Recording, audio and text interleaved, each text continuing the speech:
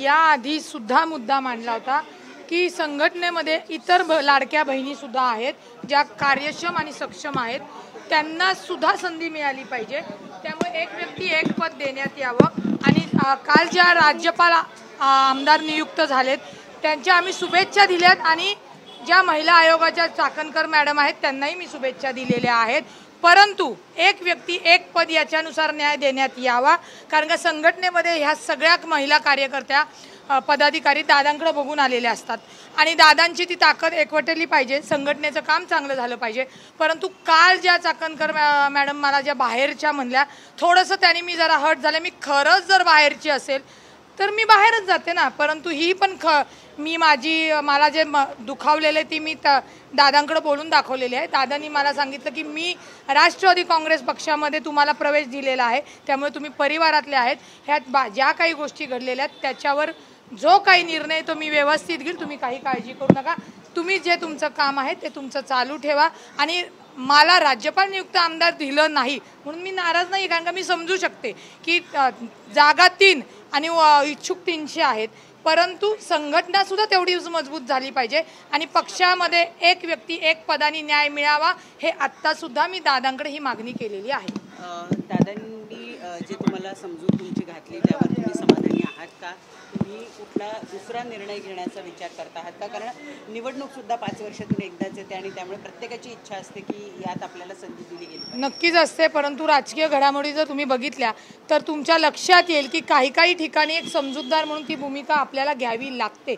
सातत्याने जर मी लढणारच किंवा जो काही आता महाविकास आघाडी महायुती या सगळ्या गोष्टी आहेत, प्रत्येकजण आपल्या राजकीय फायद्यासाठी महायुतीकडे तरी प्रयत्न करत नाही तर महाविकास आघाडीकडे करत नाही तर अपक्ष लढेल, हा निर्णय ज्यानी त्यांनी त्याच्या राजकीय भविष्याचा घ्यायचा असतो। आता राहिला विषय मी ज्याच्यासाठी आज मुंबईमध्ये काल आले ती गोष्ट मला अजितदादांनी आणि मला दादांवर अभिमान आहे की 1 to 1 आम्ही आमच्या दादांना ती तक्रार सांगू शकतो आणि त्याच्यावर तो मार्गही तोडगा निघतो। मला अजितदादांनी सांगितलं तुमचं तुम्ही काम करा, ज्या काही गोष्टी आहेत त्या करायच्या मी करेल, कारण का आत्ताशी तुम्ही जी मागणी केलेली आहे की एक व्यक्ती एक पद, त्याच्यावर सुद्धा येणाऱ्या काळामध्ये एक राष्ट्रीय अध्यक्ष म्हणून माझा निर्णय असेल।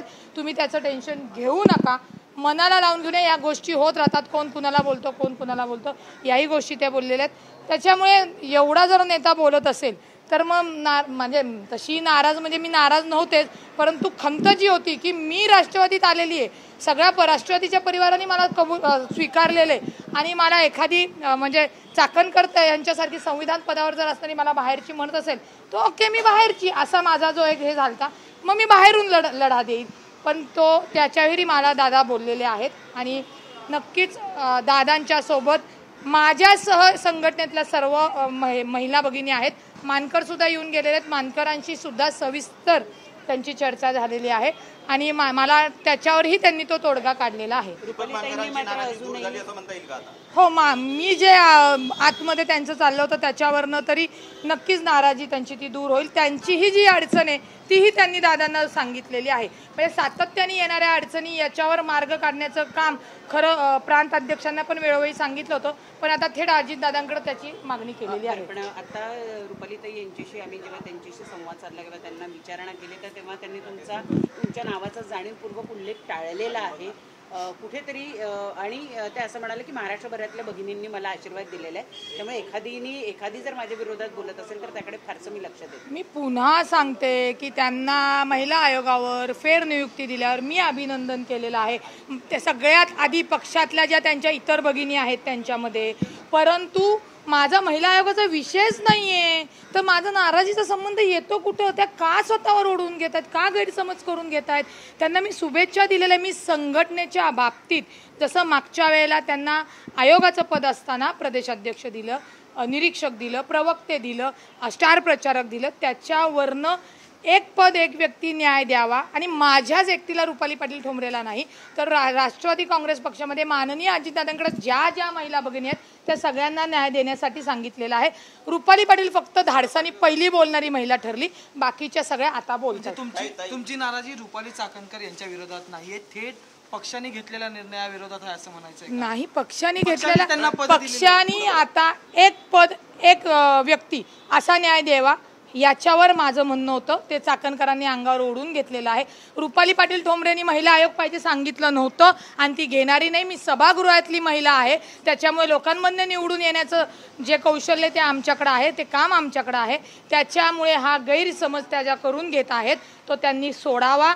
आणि पक्षावर नाही, त्या ज्या काय बोलल्या की नवीन पक्षात आलेल्या, आम्ही 19 वर्ष काम करतोय, ध्येय धोरण निवडून येण्याची रणनीती सगळ्यांना एकत्र घेण्याची जे काही गुण आहेत ते सगळ्या महाराष्ट्र आमचे बघतात.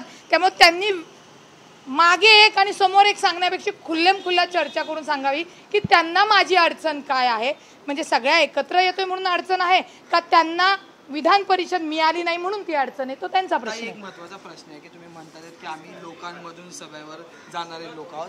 यंदाच्या निवडणुकीच्या रणांगणात आम्हाला तुम्ही विधानसभेचा चेहरा उमेदवार म्हणून अजित पवारांच्या राष्ट्रवादीचे उमेदवार रुपाली ठोंबरे असं आम्हाला एकंदर चित्र पाहायला मिळेल का? मागच्या वेळेला सुद्धा मी तिकीट मागितलं होतं कसबा मतदारसंघातनं, त्यावेळी महाविकास आघाडी होती.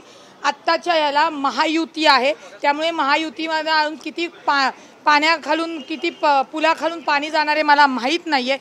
परंतु कधी कधी म्हणजे मनसेत असताना 2019ला युती नव्हती, आघाडी नव्हती, माझं तिकीट कापलंच होतं ना. त्यामुळे राजकारणात जे काम करतात स्वतःच्या भवितव्यासाठी जो काही योग्य निर्णय असेल ती घेण्याची कॅपॅसिटी माझ्याकडे आहे आणि त्यावेळेला माझ्या नेत्यांशी चर्चा करून या गोष्टी मी निर्णय घेऊ शकते. रुपाली दोन रुपालींच्या वादामध्ये आता दादांना मध्यस्थी करावी लागली. तुम्ही म्हणताय की तोडगा निघालाय. नेमका याला या तुमच्या वादांचा दोन रुपालींच्या वादाचा पक्षाला फटका बसत होता असं तुम्हाला वाटत नाही का?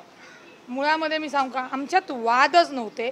जे काही गैरसमज मी ज्यांना शुभेच्छा देऊन सुद्धा गैरसमज होता, त्यांचा गैरसमज होता. मला वाद करायला वेळच नाहीये आणि मला तर म्हणायचं की महिला आयोगाच्या अध्यक्षांना माझ्यापेक्षाही वेळ नसला पाहिजे. परंतु जो काही वाद दाखवतायत तो वाद नाही, कोणताही नव्हता. त्यांनी गैरसमज करून घेतलेला होता.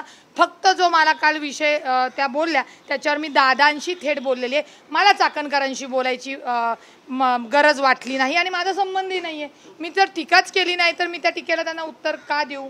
मुळात पुण्यामध्ये दीपक मानकर असो किंवा तुम्हाला दोघांचा वाद असो किंवा गैरसमज असो, यांनी दादा अस्वस्थ होते असं काही दिवसांपासून तरी जाणवत होतं. त्या पार्श्वभूमीवर जी भेट झाली आहे त्यामध्ये पूर्ण कायम तोडगा निघाला असं म्हणता येईल. आता तो कायम तोडगा माननीय अजितदादा काढतील ही खात्री आहे. ज्या काही आमच्या अडचणी आहेत, मानकरांच्या अडचणी आहेत, त्यांनी दादांना बोलून दाखवल्या आहेत आणि मी तेव्हाही सांगितलं की दादा याच्यावर मार्ग काढतील. 100% दादा याच्यावर निर्णय घेतील.